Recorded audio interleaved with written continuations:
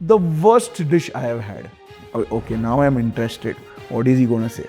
The attention span of a regular human being has gone down to 6 seconds. Working on content for other brands is fun because, well, money. Majority of the brands expect an immediate ROI impact. There was an app called Vine, and Vine was only 6 seconds. So I realized, 15 seconds is still a lot of time to make a joke. To buy those likes, views, it's basically like putting a band-aid over a broken bone and expecting the same result. If I have spent a lakh on a reel, I expect sales of 10 lakh from it. Like, no, that's your sales team's job. If I did not enjoy a thing, I wouldn't do it. If I didn't love it, I wouldn't do it. We have not even touched plateau yet, let alone, the pinnacle.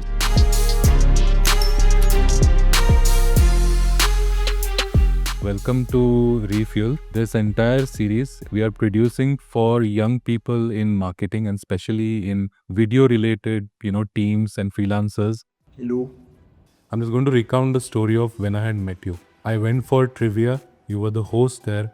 I saw you and I knew that I had seen your content. But then the conversation that I had with you later on, we spoke about, you being a food technology consultant. And I was very excited to know that you are into fermentation and things like that. You play so many roles. So can you tell us a bit about yourself, but also tell us which one of these is your true love? I wouldn't do anything if I didn't love it. So I don't believe there's one true love. Also, yes, there is one true love, my wife. Because if she sees this, she's going to get angry. So, no. So the thing is, when it comes to work, I again, if I did not enjoy a thing, I wouldn't do it.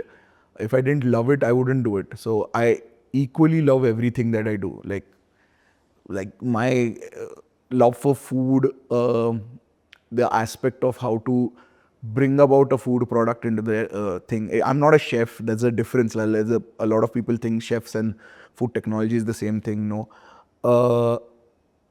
When it comes to the actual creation of a thing for food, it excites me. The live events excite me because it's the thrill of engaging with a live crowd and doing it night and day. It's even more fun.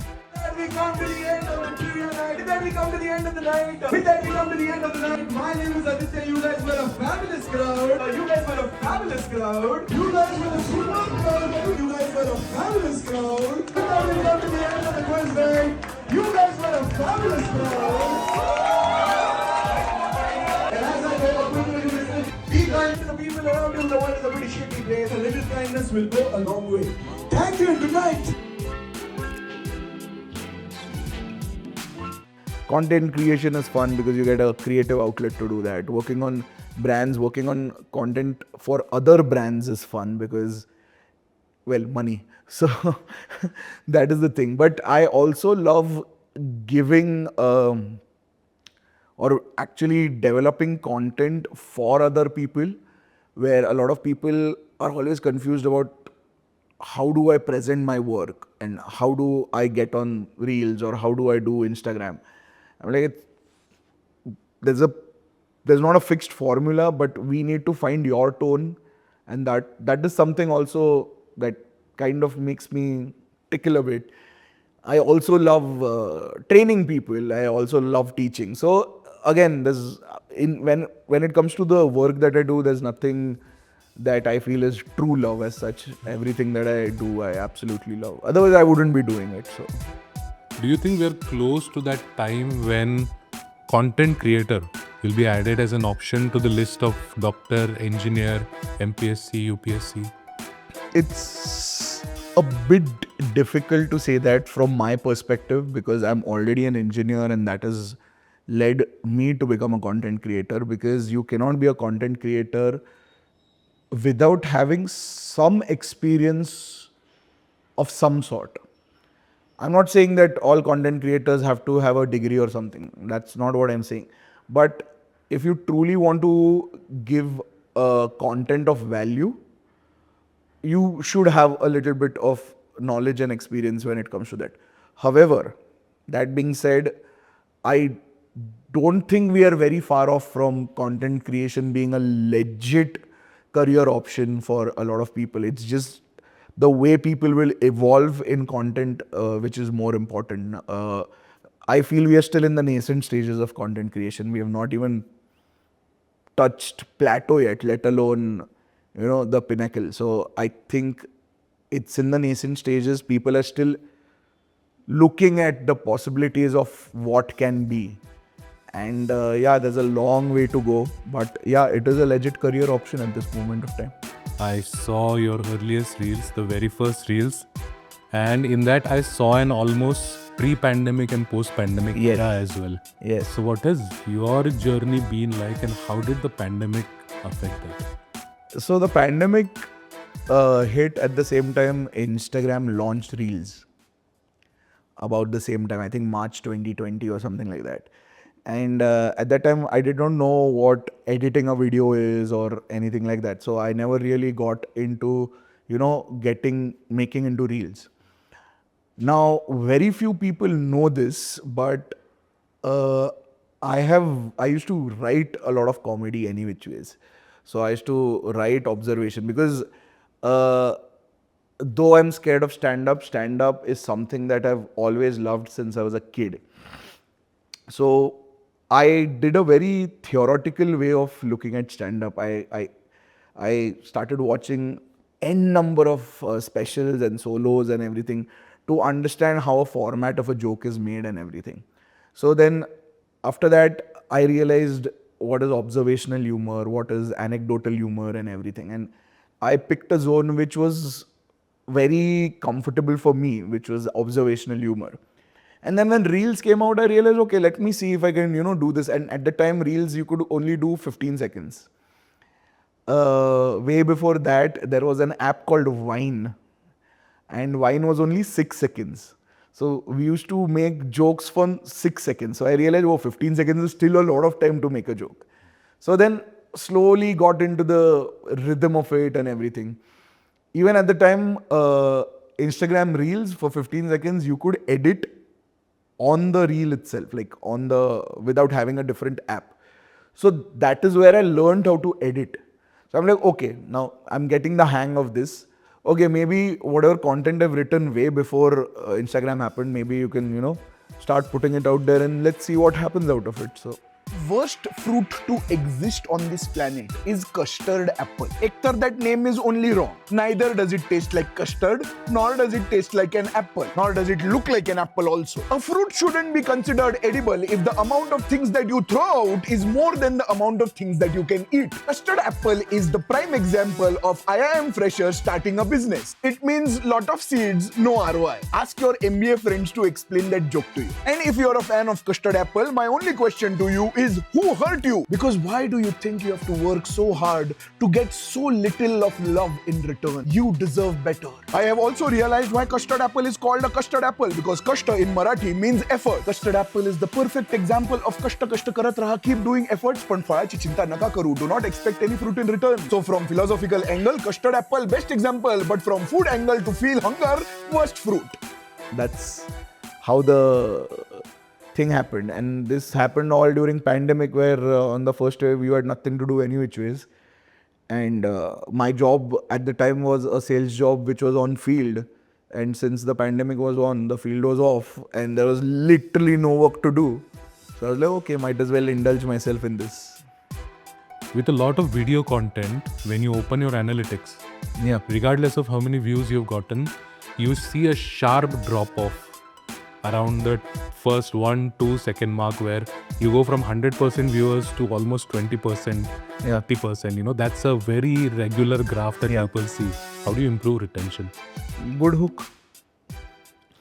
The first 3 seconds, I mean, that's literally what the CEO of Instagram has said. The first 3 seconds is where it is at. The attention span of a regular human being has gone down to 6 seconds. So if you're not entertaining in the first 3 seconds, or you don't put out the premise in the first 3 seconds, people are going to be like, pata nahi kya hai ye. So that's the thing. So it comes down to just having a very simple strategy: hook, body, CTA. It's as simple as that. It's like Instagram 101. And it is come to that. Like, people have a short attention span now. So your time to impress them or time to catch their attention is also lesser. So you have to make that meaningful impact. So for example, One of the videos that is going crazy on my feed right now is the Shepuchi Bhaji reel. Like, the subject itself is a very controversial subject.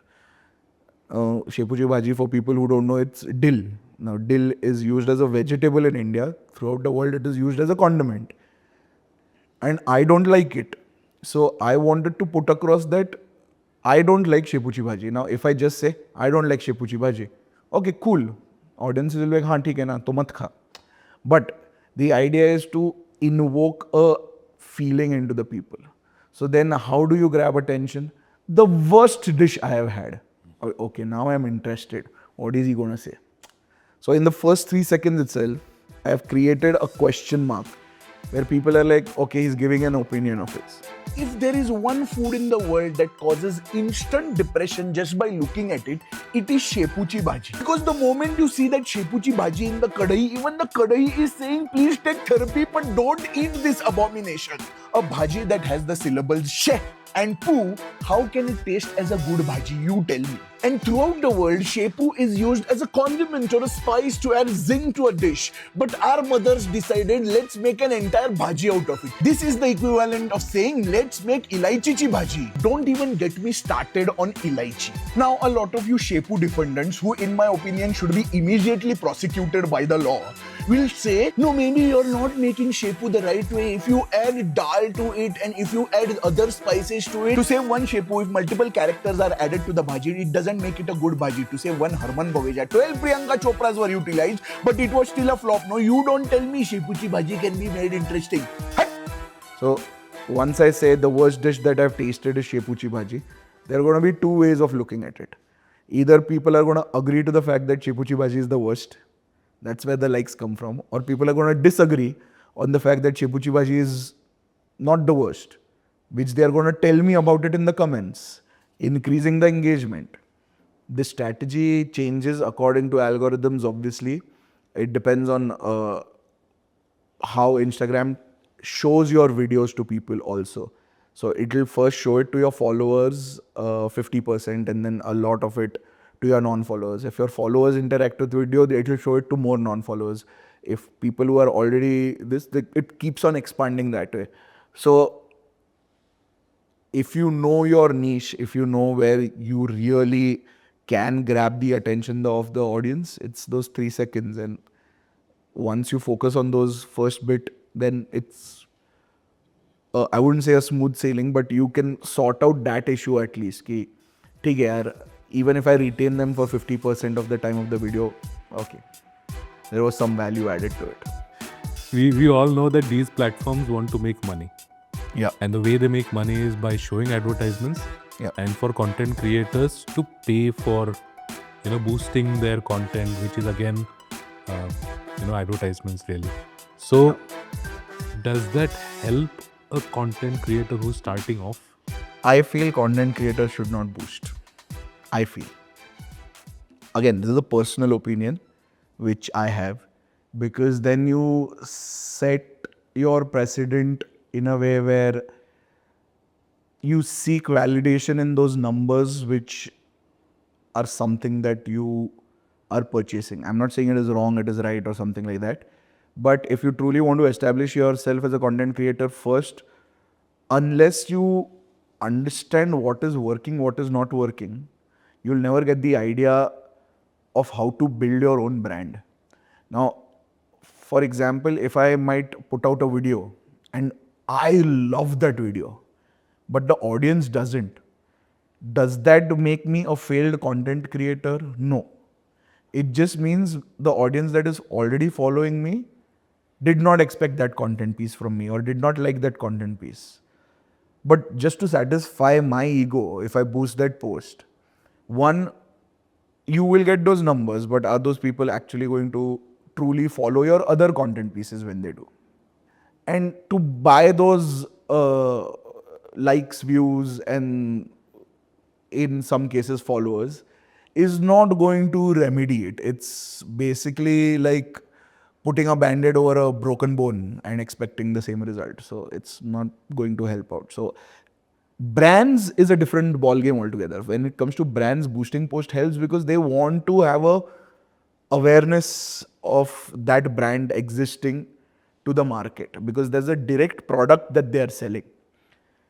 There's an ROI when it comes to boost posts for the brand, but for a content creator, that ROI is what? I mean, you're not selling a product or a service or anything.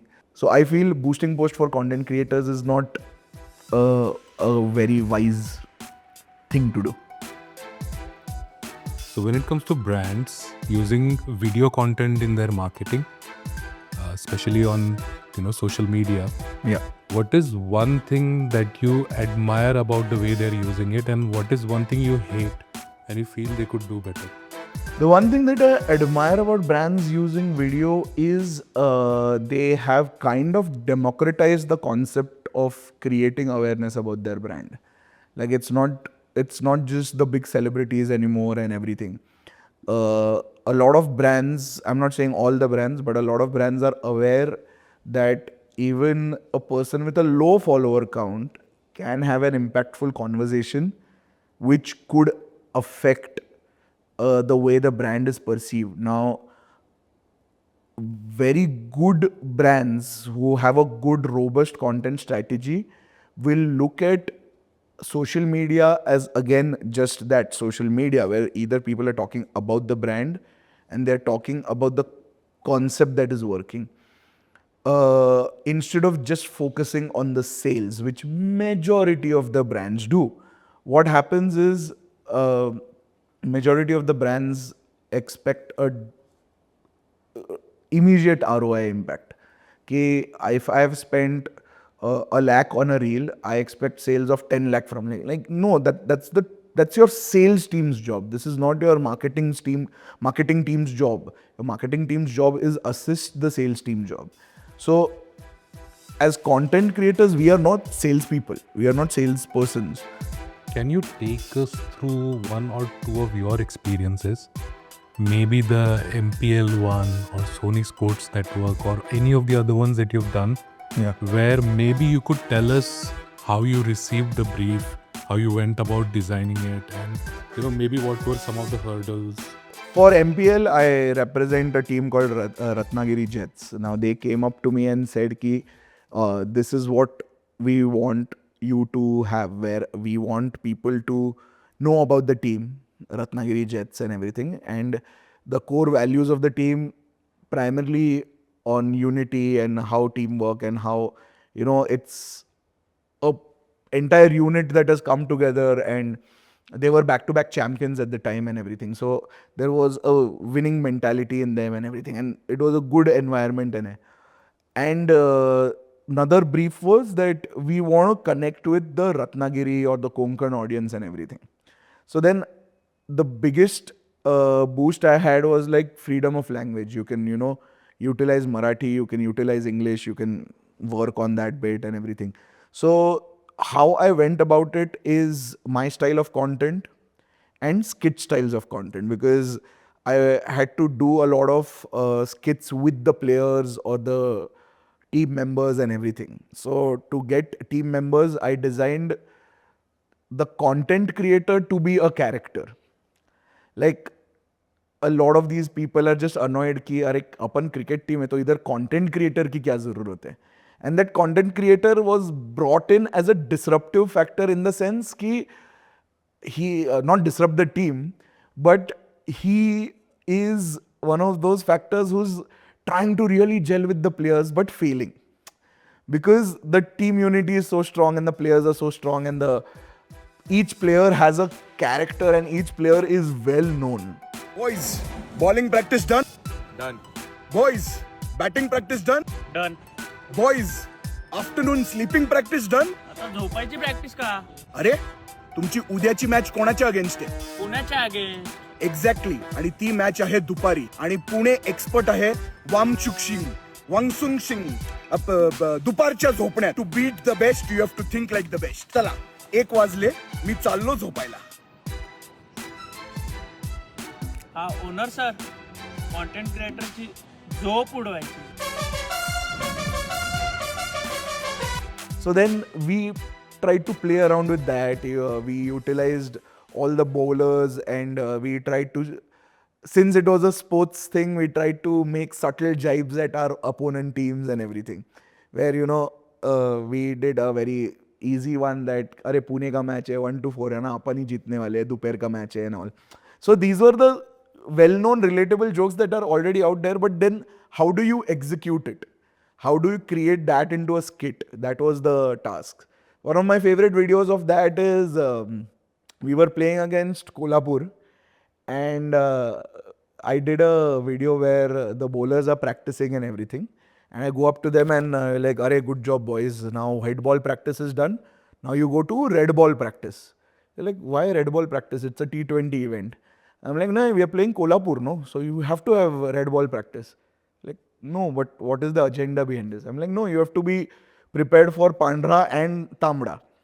So I tried to integrate the concept of Kolhapur, cricket, match, and content creator not being very adept to the fact that the content creator knows anything about cricket. So the entire agenda of that video was, at the end of that video, every time the player used to complain to the owner कि यार किसको लेके आया है content creator, because then that is the reaction of an audience when they hear a PJ. The idea was to connect with the audience on those levels, and plus the idea was to give the cricketers a video platform where people can actually see them at play and everything. So that is how I designed the entire concept around them and everything. It feels like video AI is getting better every single week. Feels like that, where it makes your head spin at times. Is there hope for video artists in the face of the rise of AI tools? And please answer without saying AI is just a tool and it all depends on human creativity. No, there is a scope for video artists, I feel. Because I feel video artists give an angle which AI might not give now. But there are a few human elements. There are sometimes it's that, okay, I feel this is a very philosophical way, but I find errors in things to be beautiful. Like, for example, I love watching shaky camera documentaries. I love it.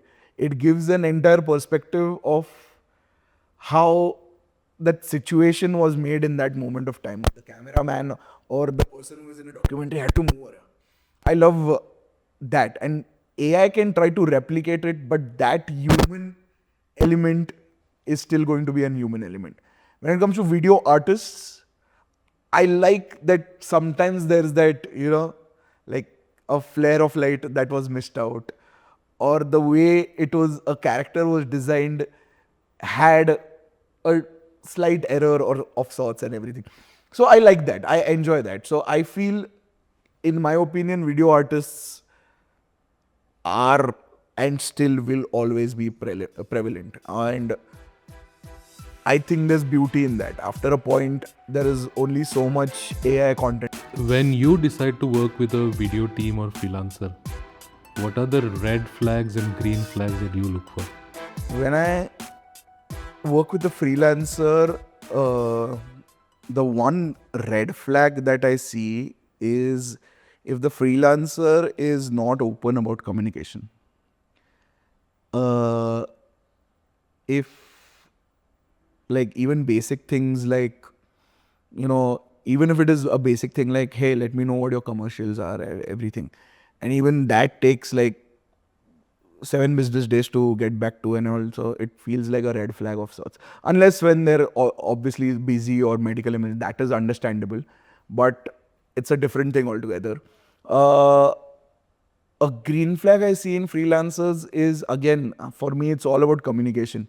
So when I'm sitting across that person and when I'm sharing ideas, and it's not just the person talking about what they have done in the past or something. It's not just about that.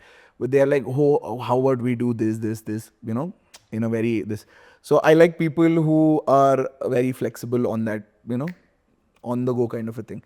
When it comes to production teams, the green flag for me is, again, how they adapt to situations which are not anticipated. Light कम हो रहा है, अब क्या करेंगे, नहीं कल डालते शूट, नहीं रुक, let's find a solution. So those are the thing, like हाँ ये टीम के साथ मेरे को वापस काम करने का है. Like there is solution on the fly. A production team that is waiting for wrap up, don't even bother. Like, and you understand once you work with them, you get an idea कि ये बंदा सिर्फ अभी wrap up के लिए रुका है. He just wants to get done with the day. He wants to go back immediately. So that's a red flag for me. Thank you, Aditya. I was really looking forward to you being on Refuel. Thank you.